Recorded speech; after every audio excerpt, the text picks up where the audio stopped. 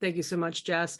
And good afternoon, good morning. I wish you those things from a brisk Montana morning where it is 5 degrees Fahrenheit and negative 15 Celsius. So I'm very glad to be joining you in the comfort of my warm home, surrounded by all of my amazing human and non-human companions. So let's talk a little bit about singing dogs. So for my dissertation, I have attempted to develop a multimodal approach to better understand the lives of a very complicated dog species. Even that is some of the questions that we're going to look at today. So first, let me introduce you to my crew, my participants, my friends. First of all, Journey. Journey is a singing dog that I share my life with. He is 10 years old, and he is one of the most special individuals I have ever shared my life with. But also, I want to thank and acknowledge all of the other New Guinea singing dogs who I have had the pleasure of meeting, interacting with, and sharing my life with, as well as all the human participants that have opened their lives to these dogs and are willing to share extremely close, important, special, and intimate aspects of their lives that connect and overlap with these dogs. So New Guinea singing dogs are extremely unique. One of the reasons for their uniqueness is that they exist in a world of unclear identity. They are classified as both wild, domestic, and feral dogs, depending on the literature and the source. And New Guinea singing dogs can be found in a number of places. They are kept as companion animals, like in my own home, as well as living lives in zoos, sanctuaries, and in various types of collections, whether for preservation or education or other purposes. Uniquely, New Guinea singing dogs had their classification changed by the U.S. Department of Agriculture in 2016 to be relabeled as an exotic animal. Previously, they were classified as a domestic dog. This change rippled through the community of owners of New Guinea singing dogs because this changed their legal status in their states, and in some cases had to go in hiding with their dogs. It's not often people talk about having an illegal dog that they share their life with. So where are these dogs? Well, we know that there's probably between 200 and 400 in North America. There are some abroad.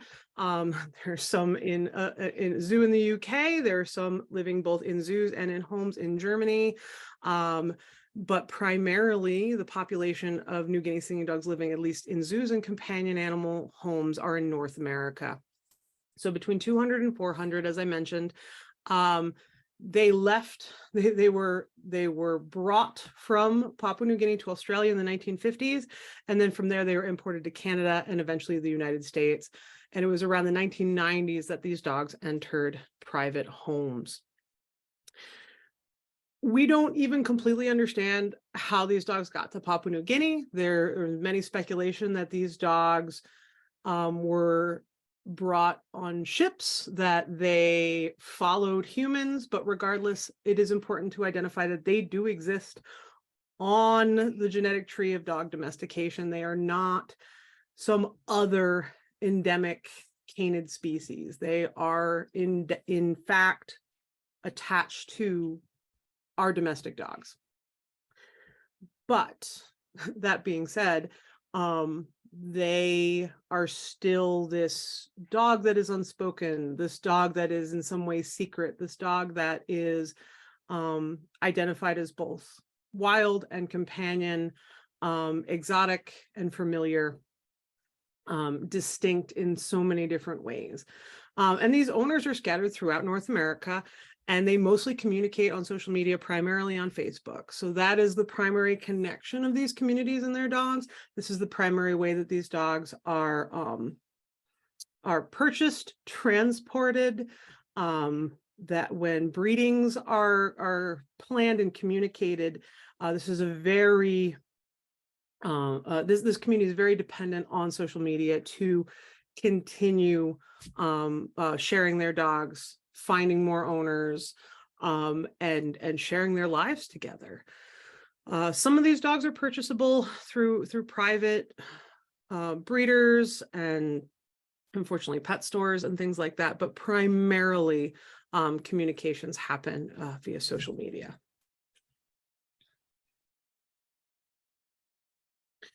So this identity is very confusing. Here I've presented you with the fact that they are identified as a wild dog or a completely undomesticated wild dog. I should point that out, not just a free living dog, but as a non-domesticated animal or a unique species, a feral domestic dog, a regular domestic dog, an exotic canid, but also as a proto dog.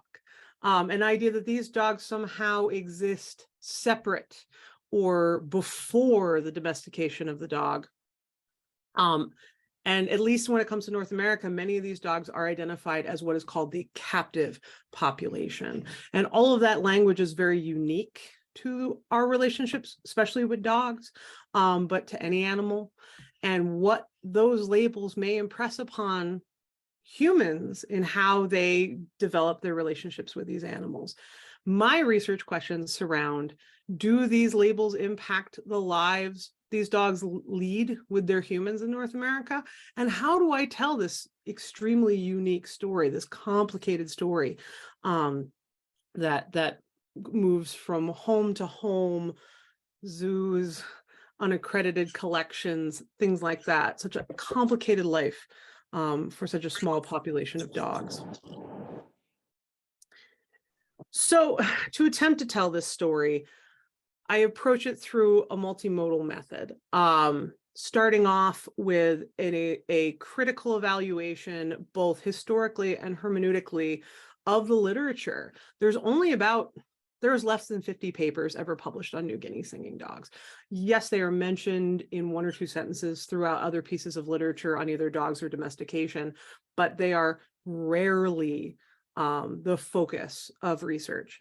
Most of the research has been published by the same 4 authors or so, with the same themes through most of the literature. And of course, there is a significant amount of literature on domestication, but then how those ideas and those definitions have been projected upon these dogs and interpreted to identify them as fitting into one classification or another.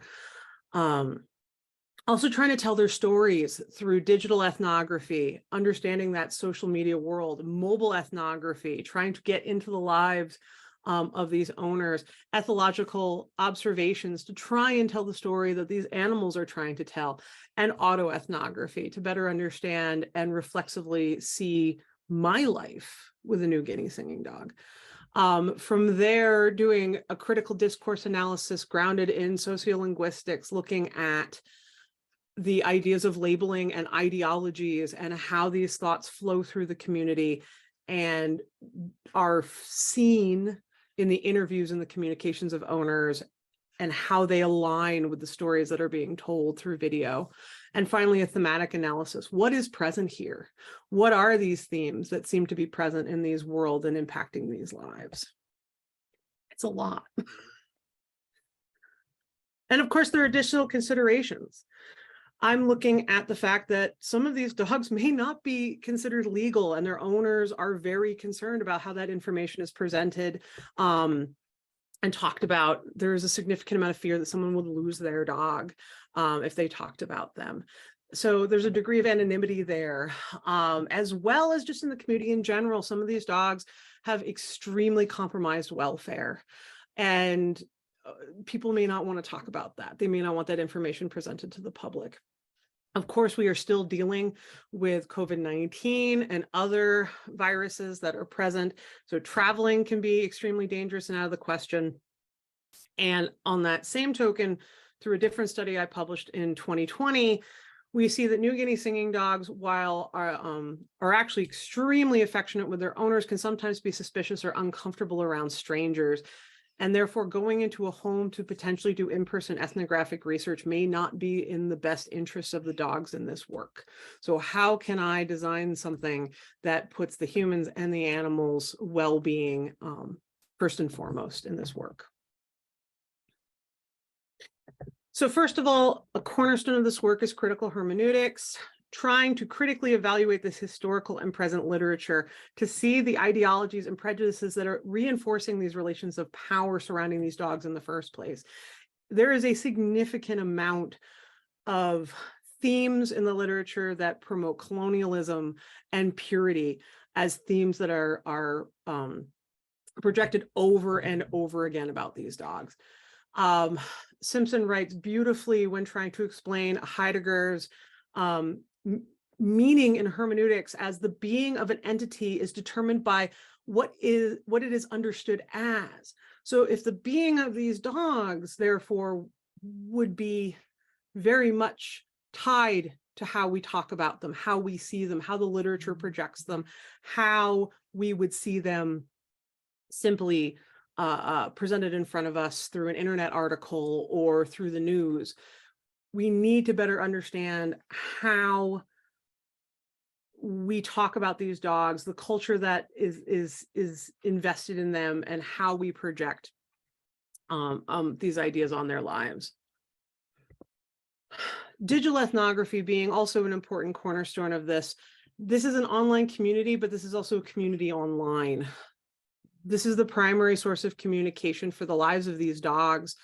This is also how owners socialize. If they are afraid to talk about these dogs because they are afraid that they are illegal or that their relationship with them is misunderstood, this is the only safe place to talk about their animals.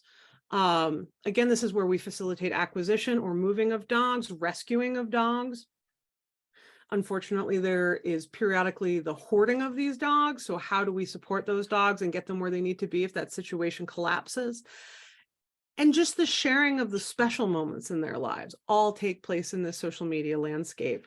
And this even includes the norms of dog care and even that legal classification, navigating and negotiating that. Simple questions that appear in this community can be everything from what do I feed my dog to my dog is being loud and vocal and I don't know if it's going to be reported to the police, Fish and Game, etc. There's a lot that goes on in these spaces that needs to be understood and recorded. Then mobile ethnography. I chose this to both protect my human participants as well as continue the comfort for the dogs. My presence is not going to elicit nearly the same natural relationship that owners have with their dogs. So this is grounded in ethnography, but using video phone footage that owners would send me through diary prompts, just trying to project to me what their relationships may or may not look like. And this is employing a participatory action research model, which means that arguably I'm collecting potentially more authentic representation of that participant's life because this is how they truly see their life versus what I might happen to catch in a time I may be sharing with them. And I've also included ethological observations of these interactions to continue to enhance that multi-species voice. What is the animal experiencing, at least in those moments in time? And finally, that element of that element of discourse analysis, trying to critically examine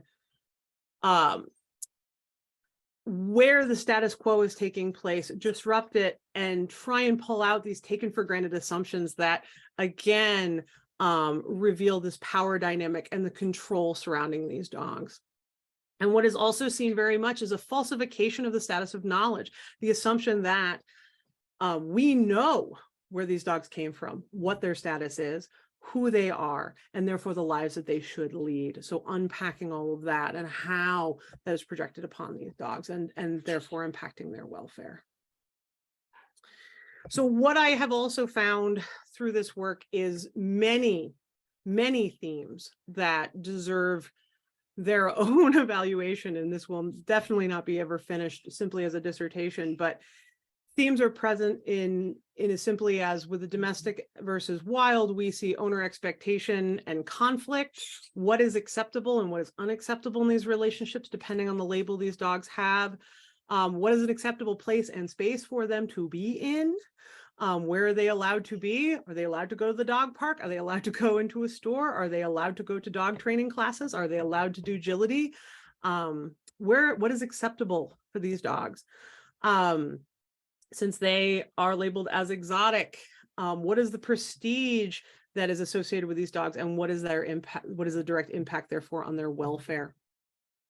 We see a significant amount of an ideological association to what is science, what is known, what is fact, what is proven about these dogs, and how individuals' identities are really grounded in some of these ideas, and how important they are that they be correct, true, and proven regardless of the evidence that is associated with them. We see a lot of themes of colonialism and ownership from here in North America, as well as in Papua New Guinea, and the projection of these dogs there and the people that share their world with them. We have significant communication and ideas surrounding purity and preservation. Should these dogs be preserved, saved? What efforts of conservation in Papua New Guinea should be projected on the people there and these dogs, as well as the population that lives in North America? Themes of natural versus artificial. What is natural for a New Guinea singing dog? What is artificial for a New Guinea singing dog? How do we preserve them, and how do we ruin them? As well as one theme that is extremely constant is the bond and the love that is unique. And I think you can see from some of these photographs just how intimate and close owners are with their dogs. And this idea that these dogs are special and have some sort of inherent value outside of that of a regular domestic dog. So here I am in the weeds, in the messy middle of trying to capture a lengthy, complicated story, to tell the story of a more than human relationship, trying to embrace history, trying to use a critical interpretive eye, trying to take as many personal accounts as is possible for one human being to digest and examine, to include a careful eye for observations of what these relationships look like, and having the reflexivity to understand where I exist in this community and world, and where that may influence how I see and how I want this world to be. I look forward to one day getting to tell you the whole story of New Guinea singing dogs, and potentially having a positive impact on their lives, both in North America and internationally. So thank you for your time. If you have questions, comments, or discussions, you can always contact me at molly@mollysumridge.com. That's the easiest one, because email addresses change. And for those of you who are curious, here's the work that I cited.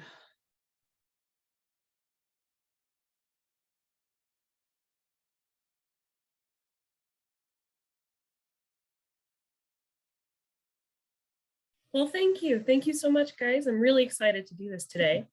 So yes, I'm Brynn Shewman, and I'm super excited to get to speak with you guys all today about the predominantly illegal practice of maintaining and taking part in dogfighting rings with a focus on the United States. That's where I'm located. We're going to discuss the welfare considerations that should be considered for pit bull type dogs, as well as the complicated history pit bull type dogs share alongside their human counterparts. To conclude, I'm going to attempt to provide alternative welfare protocols to take into consideration. I do want to say before I begin and get into things, this is obviously can be a very triggering topic for some people. I do have a couple trigger warnings on my slides. If you read those little trigger warnings, they're going to be in orange boxes. And before I change the slide, go ahead and turn away if you'd rather not see. But let's get into it. First off, we have to define what animal welfare is in terms of this presentation. I considered a whole variety of animal welfare definitions, but for this presentation, we're going to define it as animal welfare as including the animal's normal biological functioning, the animal's emotional state, and the animal's ability to express normal species-specific behaviors. We have to note that animal welfare is not only about preventing suffering, but it is also about ensuring that the quality of life and the overall emotional and mental states the animals experience are positive. So as we go through, try to maintain those 5 freedoms in your head, just to keep them in the back. For the first one, the first of the 5 freedoms is that the animal is free from hunger, thirst, and malnutrition. The second is that the animal is free from physical and thermal discomfort. The third is that the animal is free from pain, injury, and disease. The fourth is that the animal is able to express most of its normal behavioral patterns. And the fifth is that the animal does not experience fear or distress. Now, the term pit bull is not an officially recognized breed in any dog breed databases that I have found. Pit bull type dogs are animals that are classified as thus due to a variety of physical characteristics. Some of these are the shape of their head, the size of their jaws, and the composition of their bodies. And as a result, a variety of many dog breeds, as you can see on your screen, or mixes that even remotely resemble a pit bull type dog, tend to be misidentified and placed under this inappropriately defined breed classification. Like all dog breeds, pit bull type dogs have essentially the same needs and behaviors that must be performed if one were to try to decide whether or not the animal in question has a compromised welfare. So for example, pit bull type dogs need to be fed a suitable diet and given water regularly, exercised appropriately, and given an enriched environment to promote a positive well-being. And as indicated before, because pit bull is not a breed itself, all of the individual breed-specific behaviors, well-beings, and respective necessities, which are mislabeled under this umbrella term, have to be taken into consideration in regards to animal welfare practices. So for the 5 freedoms, pit bull type dogs should be given an adequate meal that includes the necessary nutritional diet to maintain a healthy body, along with access to ample amounts of water to ensure the animals are free of thirst, hunger, and malnutrition. For the second, the pit bull type dog can be susceptible to extreme weather temperatures and exposure to the elements. Hence, these dogs should have access to thermally regulated shelters that are deemed comfortable to avoid physical discomfort. Third, pit bull type dogs need regular vet checkups and access to necessary aid, treatment, and health checks to ensure these animals are free from pain, injury, and disease. And for the fourth, pit bull type dogs require a fair amount of space, proper facilities, and company of other animals of their own kind. As pit bull type dogs' needs are akin to other breeds of dogs, they require similar outlets to express normal behaviors, such as the proper exercise, enrichment to their environment, proper socialization, etc. And for the fifth, pit bull type dogs, like all other animals, should not be subject to fear or anxiety-inducing experiences or prolonged stressful situations in order to prevent negative mental or emotional impairment. Historically, pit bull type dogs have traditionally been used as forms of entertainment for animal fighting purposes, protectors of their communities, and guard dogs. In the 20th century, pit bull type dogs and dog fighting moved from a predominantly white sport to a sport popular among persons of color. Around the same time, humane advocacy among white individuals added to the racial boundaries as white individuals then proclaimed dogfighting as savage and barbaric. As dogfighting became outlawed in many countries and throughout the United States, this blood sport became a popular underground sport to evade the law, with dogs being set on each other to maul one another in indoor pits and rings. In relation to common pit bull type dog owner demographics, while pit bull type dogs are beginning to once more become a white middle class appropriate breed, today the vast majority of pit bull type dog owners tend to be individuals of color. As a result, pit bull type dogs' complex history and the unjustified yet rampant human social stigmas and biases like racism, many individuals who are Black, Indigenous people of color and own a pit bull type dog may suffer from unfair judgment and abuse from their social peers. Now, pit bull type dogs are what individuals typically classify and utilize in dogfighting rings in the United States. As a result of these biased opinions, pit bull type dogs may also be negatively affected, so much so that even their owners face legal and legislative repercussions. All animals used in fighting are conditioned from a very early age to develop gameness. Gameness means that a dog is ready for a pit fight. Some of the vigorous and cruel training methods that these animals undergo include requiring these animals to run on treadmills to increase their endurance and fitnesses, or attaching bait to an apparatus called a catmill or a jenny, where the animal will where the pit bull type dog will chase a small animal in a circle to, increase that endurance and fitness. As well as that, there are some self-proclaimed dog fighters who use jump pulls to strengthen their animal's jaw muscles and back legs. Another exercise includes a flirt pole, which is very similar, which is a handheld pole with a lure or bait attached that the dog fighter can use to increase the animal's stamina and speed. As well as this, weights can also be used for building the animal's upper body strength. And these weights can be attached to the chains that are commonly found around the dog's necks. As well as this, the animals are sometimes exercised with these weights attached to further develop strong bodies. Now, once dogs are deemed to be ready, they are trained against one another and against more experienced dogs before being placed into the pit. As can be inferred from all of the above information, animals destined for pit fights experience a lifetime filled with abuse and trauma. The average lifespan of a fighting dog can be extremely short, as they are deemed disposable by their owners. For many self-proclaimed professional or amateur dog fighters, the animals are an extension of themselves.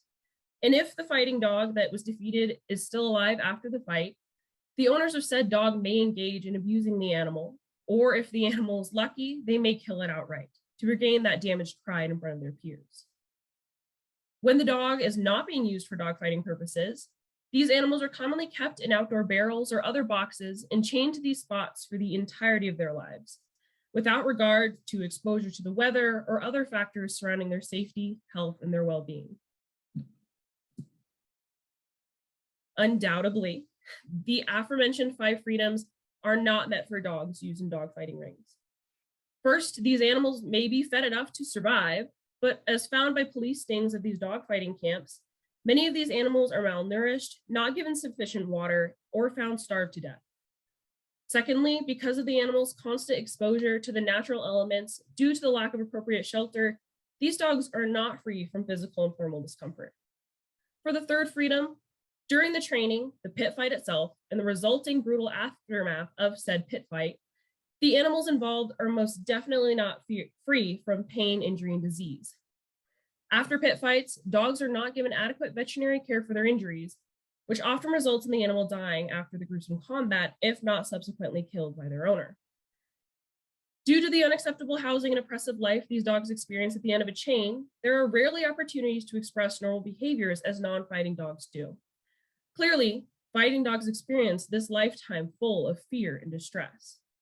And as such, all of the factors surrounding fighting dogs are not positive conditions that prevent mental suffering, physical pain, or emotional distress, but rather intensify poor welfare standards.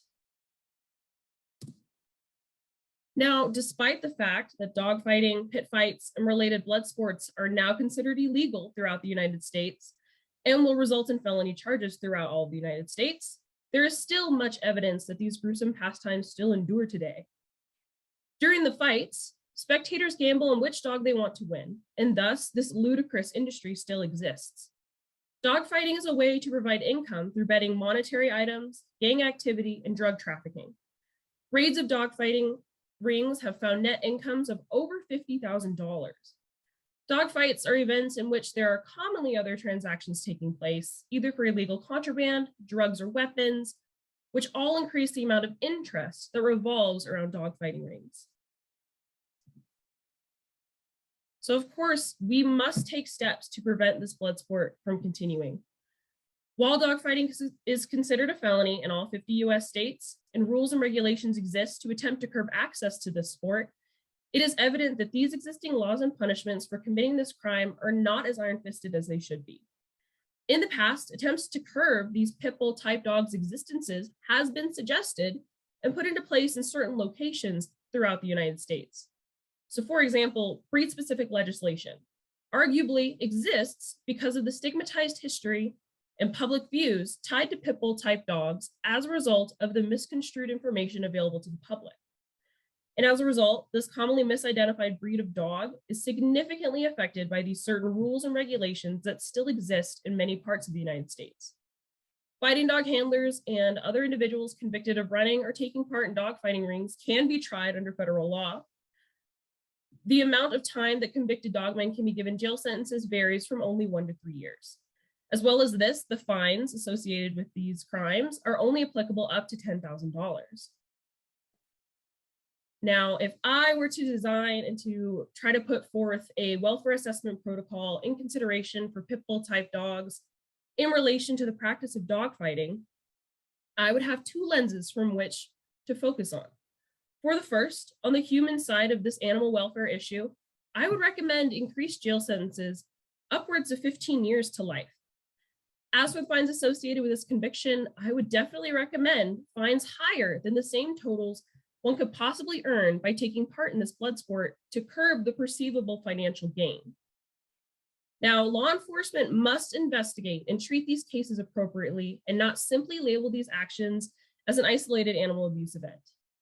After jail time and fines are applied and served, the offender should be restricted from owning any animals in the future, with frequent checks from law enforcement to ensure that this person has not failed to comply with the requirement.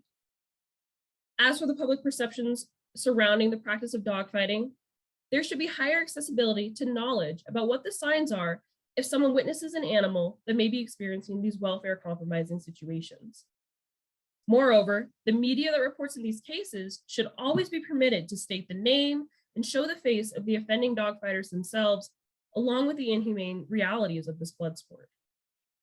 Finally, I believe that there should be public accessible websites or forums that list the names and show the faces of the dogmen. If this sort of information were available to the public, then I believe that the dogmen would be forced to take responsibility for their actions.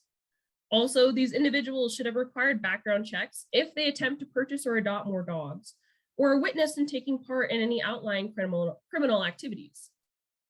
If there is an online website where the legal names and faces of the dogmen are listed, adoption agencies will be able to access this information and not permit these individuals to adopt any more animals. Now, as for the perspective of the pit bull type dogs themselves, which is arguably the most important perspective, there are a variety of indicators alluded to throughout this presentation that can determine whether or not the animal has a compromised welfare. The dog's health, both seen by the visual eye and demonstrated by vet checks, is a great way to determine the animal's quality of life. If there is a presence of disease, injury, or other health problems, the dog should be determined to be living in an unsafe environment. And in conjunction, the animal's behavioral vocalizations, stereotypic pacing and other movements, or other self-soothing behaviors can also be an indicator of compromised welfare. Knowing a dog's facial expressions and body postures may also indicate stress or anxiety and can be beneficial if we have law enforcement who know what those look like. When an animal is rescued from a dogfighting ring, all of the above factors should be assessed to determine whether or not the animal can successfully be rehabilitated. Rehabilitation should be the most prominent choice rather than immediate euthanasia. All ex-fighting dogs have the potential to be rehabilitated and given a second chance at life. Pit bull type dogs who survive dogfighting rings face incredible challenges on their journey towards rehabilitation, as you would expect due to the fact that the 5 freedoms of welfare are not maintained. These challenges are exacerbated due to the stigma affecting pit bull type dogs and racial stereotypes against dog owners who may be persons of color. The stigma continues in part due to the dogfighting rings that do continue in the United States. The vast underground world of dogfighting that exists here today presents an appalling animal welfare concern for pit bull type dogs. Arguably, the current breedist laws that exist to attempt to curb this blood sport are insufficient in determining whether or not a pit bull type dog's welfare is compromised. In conjunction with the 5 freedoms and the definition of animal welfare that was utilized in this presentation, hopefully, the animal welfare assessment protocols suggested can be helpful to ensure the health, safety, and emotional well-being of pit bull type dogs to reflect an overall positive welfare. As more knowledge of the systemic practice of dogfighting rings is brought to the public eye, we can begin to create a better world for these animals and their fellow human counterparts. In relation to further work, I hope this presentation will help to initiate more thought in the subject of how human race and dog breeds are affected by legislation and unfair social stigma. There needs to be more in-depth and qualitative research into why individuals feel the way they do about racial injustices and the negative stigma surrounding certain dog breeds. And finally, there needs to be more efforts to challenge these stigmas and to overcome them as a whole. This last point, of course, may not come in the form of studies and research, but rather in public and social change in our current society, not just for the benefit of humans, but for pit bull type dogs as well. These are the citations that I did use. And then I would like to end on this slide. Every animal that is pictured on this slide was a former ex-fighting dog that has successfully been rehabilitated and has had a great life. Thank you so much. Any questions?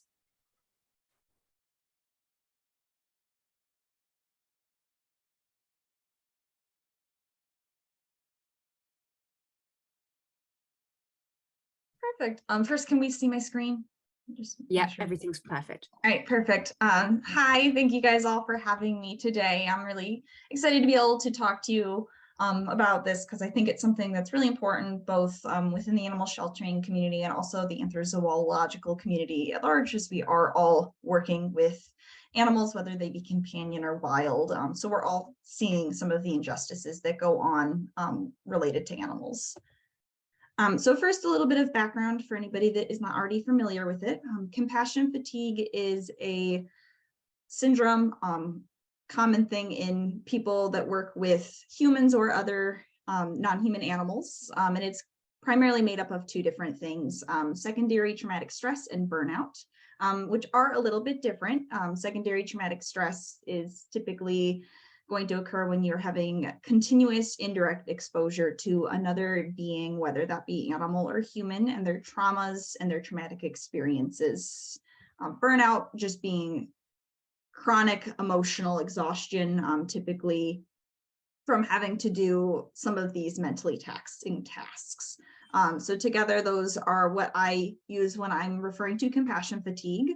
And it as a whole is something that is very prevalent in any kind of caring profession. So that could be emergency workers, police, firefighters, medical staff, so your nurses, your doctors, and those in medical professions, and other people like social workers, therapists, anybody that is relying on work where they are helping other people that have been in traumatized states or vulnerable states. It is something that's also pretty prevalent in those working with animals, both on the medical veterinary side as well as the sheltering side. And there has been some limited research on this going back into about the late 90s, early 2000s. Some of the first work on this topic was done by Arnold Arluke, who categorized what we call the caring killing paradox. And this refers to both medical and shelter staff that are needing to care for animals, make sure that they have high quality welfare, but then end up needing to euthanize said animals. So whether that be on the medical side in veterinary care, having to treat animals for the duration of their lives and then eventually euthanize, or animals in shelter settings where staff are providing that care and then ending their lives. So that can be a really traumatizing paradox for people that work in the profession. And that has been more recently studied. And then also realizing that people that work in animal shelters are at an increased risk of PTSD symptoms, 5 times the rate of the national average. So overall, it is something that is highly seen in the animal welfare community, the animal sheltering community. So I thought it was something worth probing further in my research. There are a couple different risk factors for compassion fatigue that have already been studied. So as mentioned, participating in the act of euthanasia or assistance with euthanasia, both in shelter and medical settings, being exposed to victims of cruelty and neglect, kind of going back to Brynn's presentation, anybody that works in a shelter that takes in dogs that are part of fighting rings or other abusive situations are going to be at exposed risk. And those that increase job demands. So supervisors, people that are overseeing staff and making sure that their mental health is cared for are at an increased risk of having struggles themselves with their mental health and compassion fatigue. There is a variety of different scales that have been used to identify compassion fatigue symptoms in shelter staff and just in people in caring professions as a whole. One of those that has been validated is the ProQual or Professional Quality of Life Scale. That is used to identify using 30 survey Likert questions whether or not an individual may be at an increased risk of burnout, secondary traumatic stress, and compassion satisfaction. So it's a 3-tiered scale that has been used in a variety of different studies on the topic. So all this has led to My current thesis that I'm working on, looking at some risk factors for fatigue, and there were two initial questions that I had when starting this project. The first was whether or not an individual's idea and attitudes towards companion animal welfare, specifically the welfare of animals within the facility they are working and overseeing, whether that perception of welfare influences their risk for compassion fatigue. I think that this is something that has not been identified previously that should be looked at. And then the second question I had specifically was whether or not those that are at an increased risk versus those that are at a decreased risk are likely to have different identifications for a variety of factors. So I'm looking at contact with animals, job responsibility, motivation, and then their attitudes and perceptions towards welfare, and whether or not those are going to be influenced by their responses to that professional quality of life scale. My thoughts on this as I began my thesis journey back in late August, early September would be that those respondents whose pro-qual scale results indicate high levels of risk for compassion fatigue, we're going to have more negative attitudes and ideas towards welfare when it relates to the animals that they are overseeing. And as a more general idea, I had thought that there would be themes that emerge that do separate these two demographic groups. So those that are at risk and those who are not at risk based on their pro-qual results. Moving into the methods of the thesis that I did start back in September, I am looking at a small subsection of staff from a closed intake facility in Michigan. The live release rate at the facility is about 96%, and about 4,700 animals were processed in 2021. I am doing a qualitative grounded theory study, so I'm looking at a small subsection of staff, but I did not have very many qualifications for who could and could not participate. My goal was to get as many participants as possible to take the screening pro-qual survey, and then to take a small subset of each group, both those at risk and those not at risk, in order to use two different demographic groups to compare. The only requirement that I did have was that the staff needed to have at least 90 days of employment at the facility in order to have had a chance to start to experience some of these risk factors for fatigue. The first draft of my methods was to take all of these people that were interested in participating in my study and have them complete the pro-qual scale as a use for my screening and demographic separation for my groups. Those two demographic groups would then be given the same interview, the same questions at the study shelter, so that participants would feel comfortable and able to kind of have a discussion on their thoughts and their feelings. The interviews, taking about 30 to 60 minutes, would loosely follow a set of determined questions, but it would be a loose survey for room for improvement. Some of the questions that I asked did directly reflect back on that screening survey that they took, and asking them to elaborate on some of the reasons why they responded in the ways they did to better understand where the reason for the compassion fatigue symptoms were coming from, if they were present. And then also questions, my personal favorite, how the individual defines the term animal welfare and whether there would be a difference amongst those two groups. The plan then would be to use the coding and thematic analysis in order to identify differences amongst the two groups. Now, as I said, I began this back in September. I am now in the process of performing interviews and receiving these participants, and some of my methods have changed a little bit.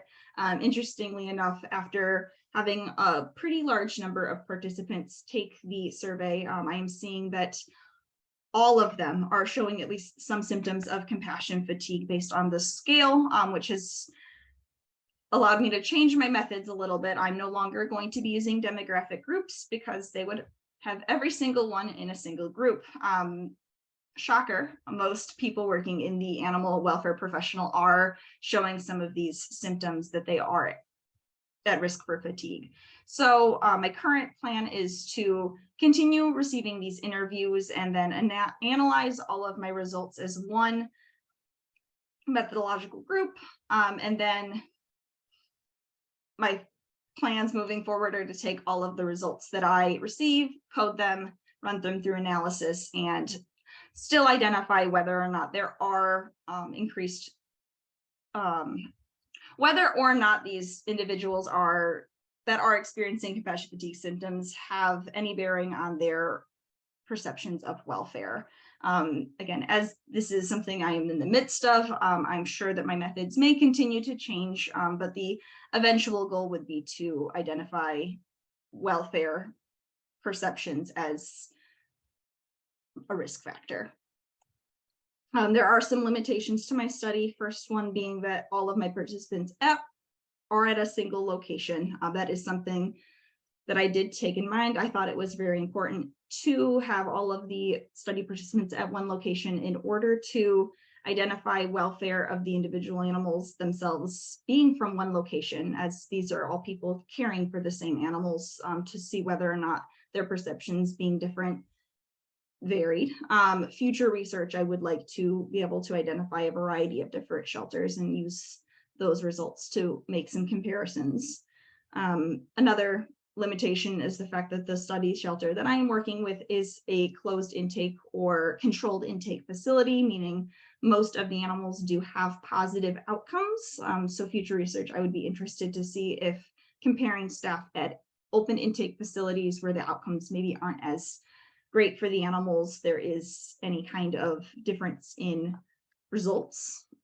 This being a qualitative study, there are a limited number of participants, which could be a limitation based on just the results that you receive, maybe not being representative of the entire population. And then the study does only account for current staff who may or may not are experiencing compassion fatigue symptoms, but are still in the profession. So future research may want to look at those that have left the profession to see if there are differences amongst those currently and previously working with animals. Overall, though, I think the strengths of my study are also important. There are definitely relationships between animal welfare and compassion fatigue. I am wanting to explore what those relationships say about compassion fatigue as a whole, and determining whether it is a risk factor and identifying what influences that relationship between humans and non-human animals. Is compassion fatigue, which affects these people, caused by the animals and their care, and what that relationship really looks like. So if there are people with questions, I'm happy to answer those. And then I have my references available as well.